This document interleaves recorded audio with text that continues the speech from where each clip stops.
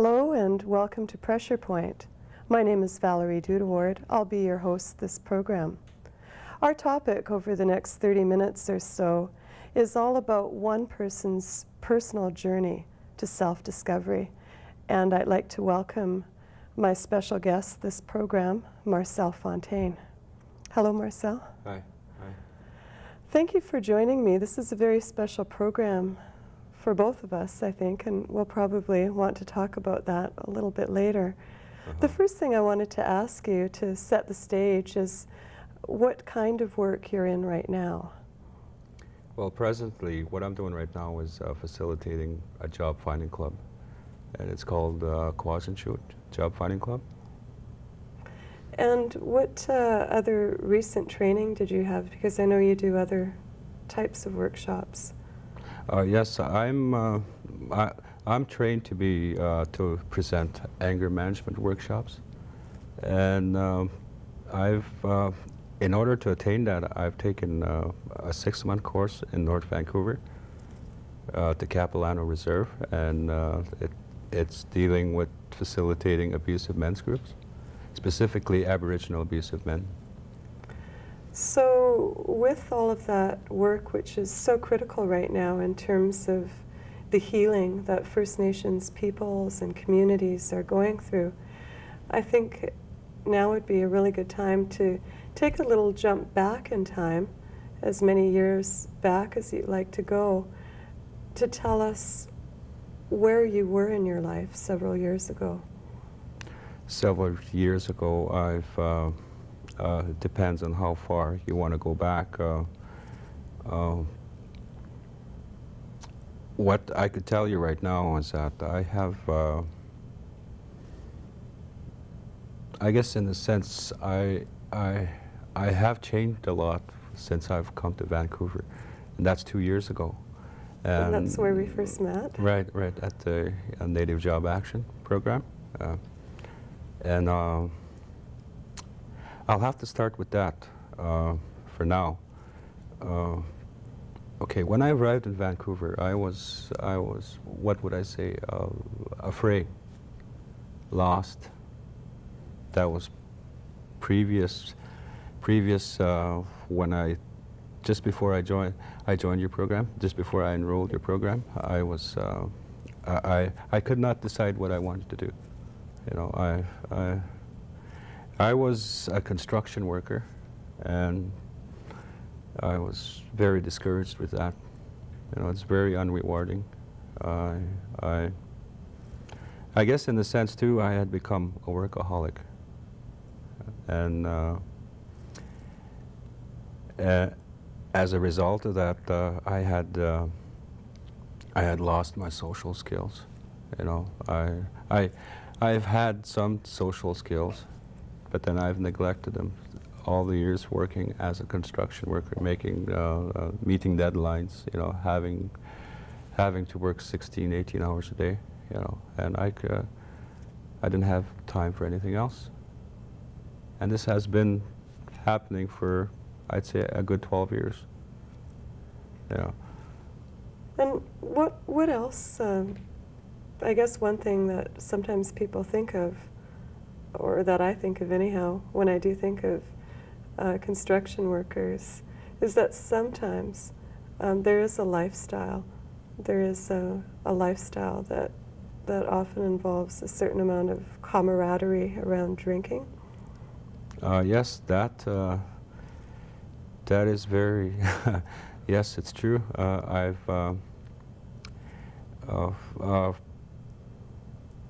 For instance, okay, the boys going out for a drink after, you know, after work, and that, you know, that's what they see. That's what the general public sees, you know. And okay, you know, we have to unwind after a hard day's work, yeah. And that's been happening with me. A lot of my coworkers would say, "Hey, let's go for a beer." But in my case, what I would say is that I was a binge drinker. Once I had started drinking, you know, it was hard for me to stop. because this has been my lifestyle since I was 8 years old. Could you tell me anything about your childhood that you feel comfortable talking about? Yes, I might as well get back into my childhood. First of all, I'm from Winnipeg, Manitoba, and I was practically born and raised in Winnipeg, Winnipeg, the city Winnipeg. But previous that, I was brought up in a reserve called Fort Alexander, Manitoba. Okay, and that was the reserve, and this is where I had my childhood. I guess I could say my childhood drinking days started there. My parents would be partying all the time. What would be happening is that they'd be partying every weekend, and it just so happened at the time when I was 8 years old that I decided to try to drink. And I observed my parents drinking, and. So you tried alcohol when you were 8 years old? Yes, I have. I remember the very first drink I had. I was underneath the table, and everybody else was drinking, and I was stealing the bottles of beer from, I guess they called them the 24s at the time, and that's where I was drinking underneath the table. And as I recall, the very first time I drank, I got drunk. And my parents partying all the time, like drinking all the time, having a lot of parties, drinking parties, and that. Ever since that time, all I could remember, as far back as I could remember, every time that they drank, I got drunk. I got drunk along with them, but they weren't aware of it because I was hiding, stealing their beer, stealing their liquor. So what was your school life like? My school life, I was considered learning disabled. Thinking back, I wasn't really disabled. I just wasn't interested. And now that I think about it, now that I thought about it, my home life was in turmoil. And I was living in a fantasy world, dealing with, wishing for a better life. I've seen all the other kids my age with a fairly decent family, and we didn't have that. And I guess I was wishing for that kind of life, and it just wasn't happening. And then that carried on into my school life. I couldn't concentrate on schoolwork. I was always fantasizing about being out in the world, or wishing that I had the perfect little family. Right, Mm-hmm. right.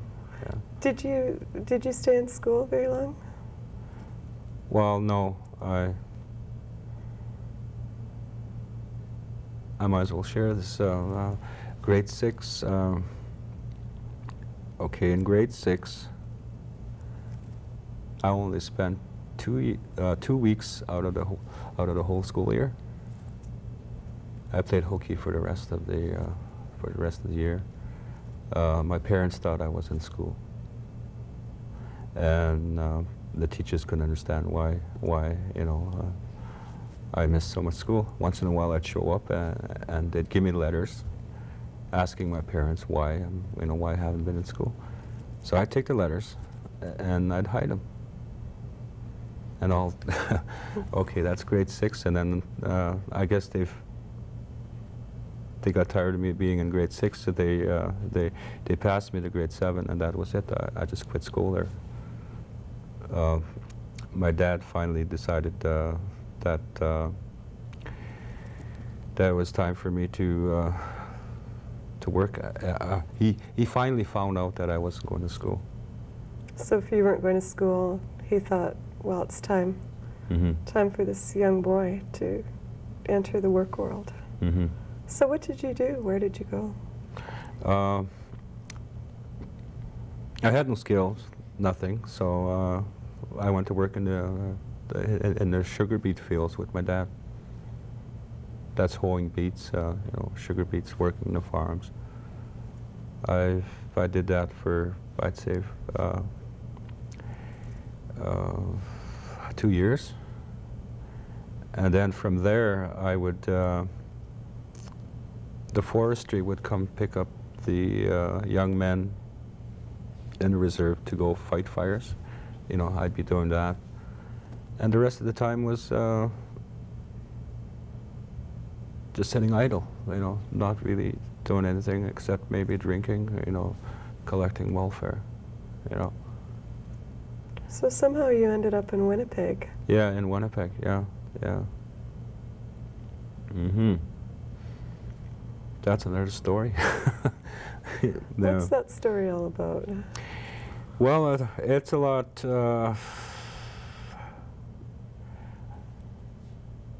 I had attempted, to better myself all during these years, but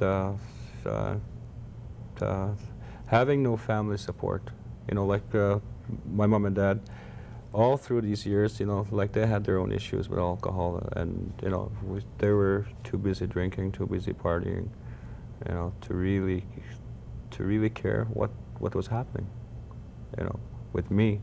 So being in the big city, Winnipeg, I had no skills.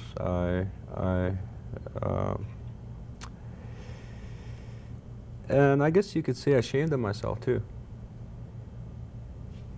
Ashamed of my family, ashamed of myself. The self-esteem wasn't there, And being involved with the inner city kids, they were basically, I guess, coming from the same background I was coming in, family drinking all the time, and their mom and dad not really, a lot of neglect, in the family and that. So I was left to myself, roaming the streets, getting involved with the gangs, hanging out Skid Row, Main Street,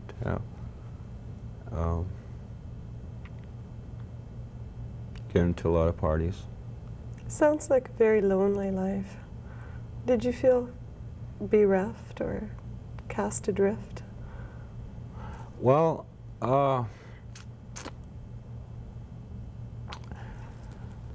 okay.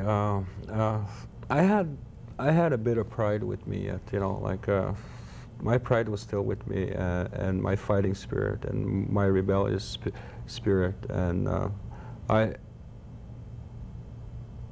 had wanted to prove myself all along that I could survive,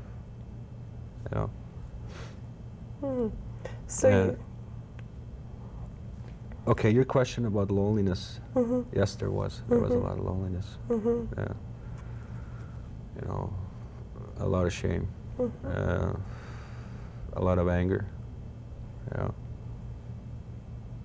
lot of resentment towards my parents.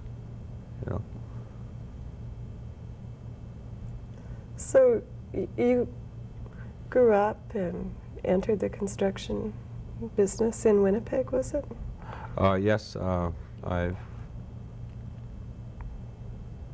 I did that for 12 years previous before coming to Vancouver here.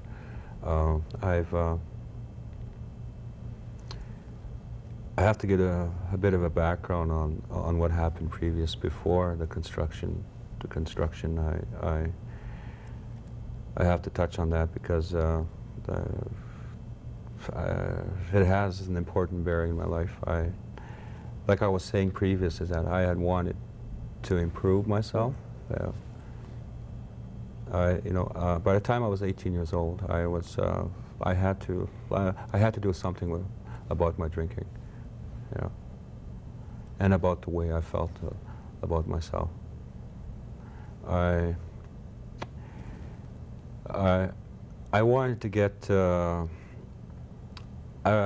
By the time I was 18, I like all this loneliness, all this shame, and all this resentment. Yeah, I seen at the time, in spite of what was going on inside me, I seen that I had to change. So I decided I wanted to quit drinking.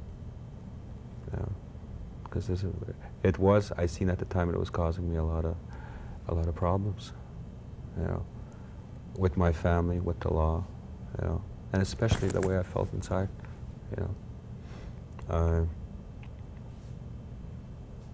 I've asked around, what I could do, and people suggested that I go into the AA program. I did that, and it was okay for a while. Like I was dry for a while, and I took some courses. It was similar to your course, the First Nations focus. It was called Social Skills Orientation course at the time, and I had gained some skills there that I know that I could use, and they were very helpful because I started to feel that I was accomplishing something. I had a goal, I had direction, and people were very supportive.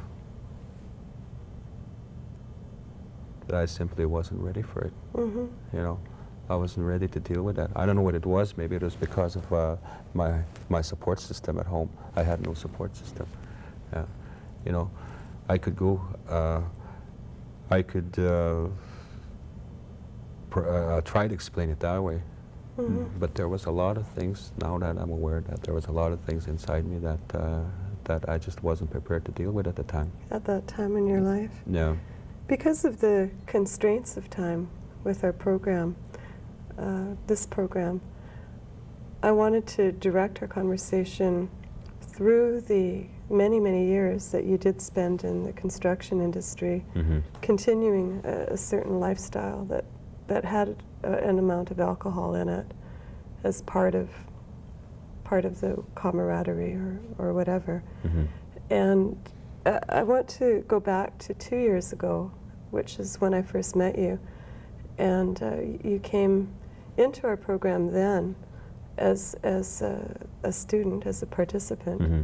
into the 8-week career planning program, the First Nations Focus. And I remember I felt that immediately, when I saw you that you were a person with a lot of life experience and with some pretty good communication skills. And so during the course of our program, you heard about the counsellor program for Mm-hmm. abusive men, and you went through that training and completed it. Mm-hmm. And you've also found sobriety during this time as well. Yes, I have. Yeah. How has that been for you? It's been very challenging. The counselor training that I've taken, it's, facilitating abusive men's groups. Okay, in order for like I've been told previous that in order for you to graduate from this program, you have to work through your issues. At the time, I was told that, okay, I'm willing to. So I've had to go through that. And during that time,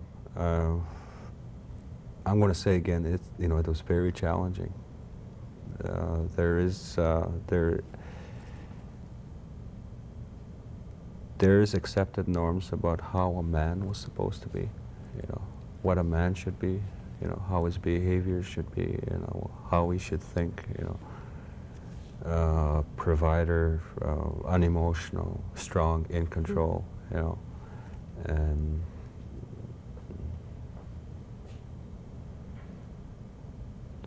and for myself to admit that I do have fears, that I am insecure at times, and that I feel intimidated at times, that is very challenging, It's not accepted out in society.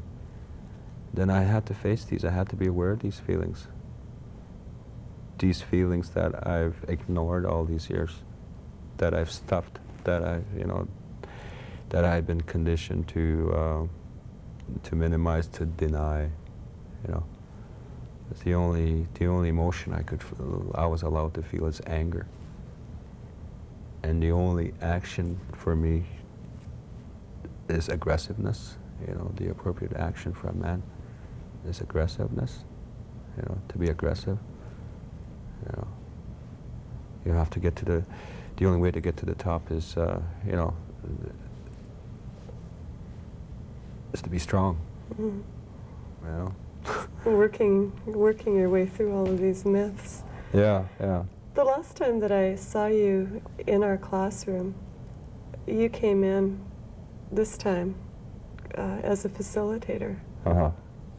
Did that feel odd to you at all, or special, or was that anything that you thought you would be doing after coming in as a participant and then going through specialized training and coming back?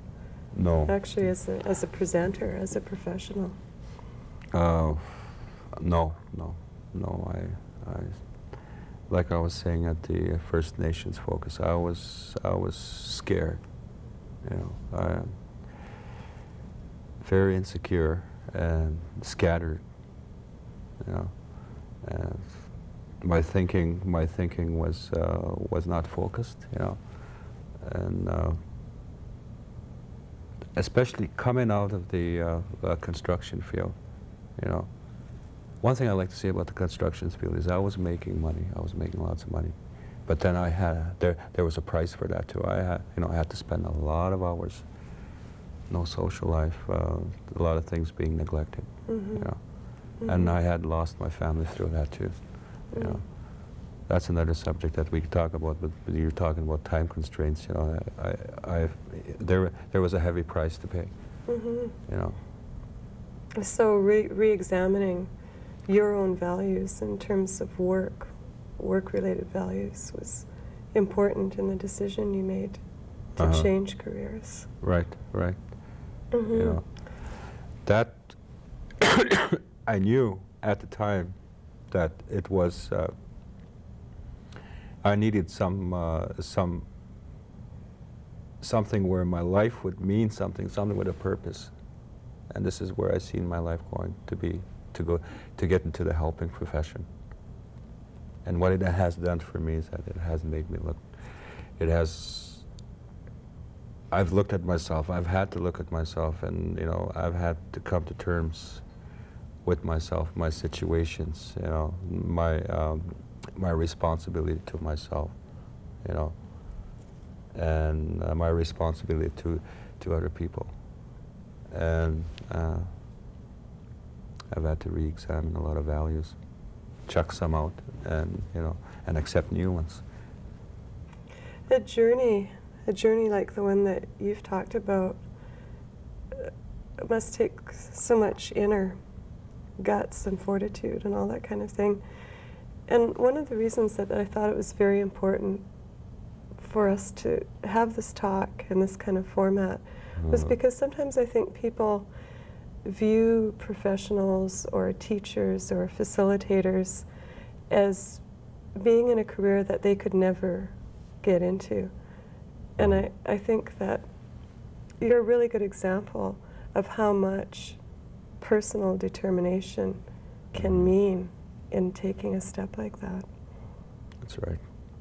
You were saying it takes a lot of courage. It takes a lot of guts. Yes, it does, but it also takes people such as yourself that could support people. That have the understanding that people have their own resources within themselves. They just have to explore their resources within themselves, and come to accept themselves as they are, come to respect themselves, and that's needed out there, especially for the healing of the First Nations people, Because that seems to be such a focus in our community, right. in our Aboriginal community, these days is healing. And in various other programs, I've had guests and we've talked about the issues around that. But I think that anybody, and certainly I, have such a different and personal and committed perspective in talking on this personal level. Yeah. Because it's one thing for a politician maybe to say, oh, you know, we need to heal, we need to do this, that, and talk about social issues.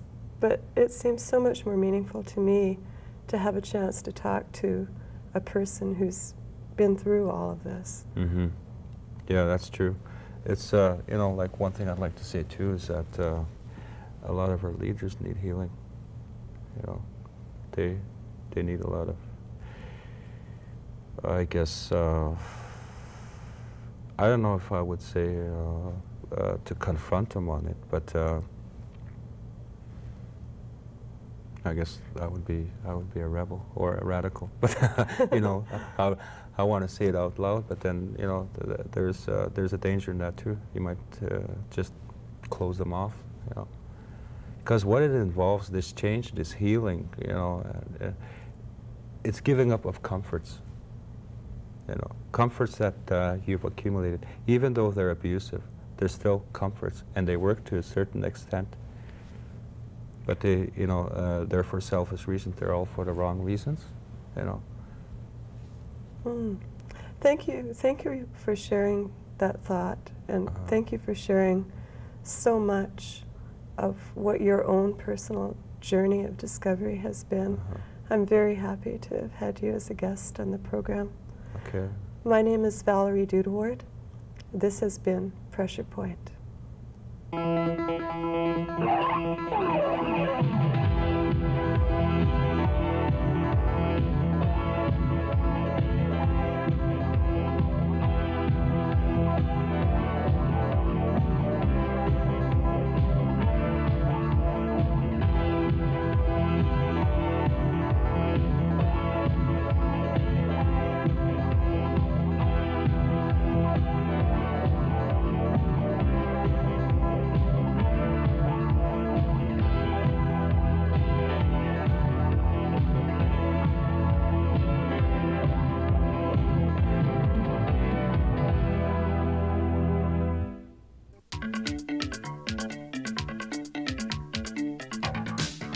The preceding program was produced through the facilities of Rogers Community 4, Vancouver. We want to hear from you and invite you to leave your comments and suggestions on our 24-hour response line message machine. Please call 731-5812.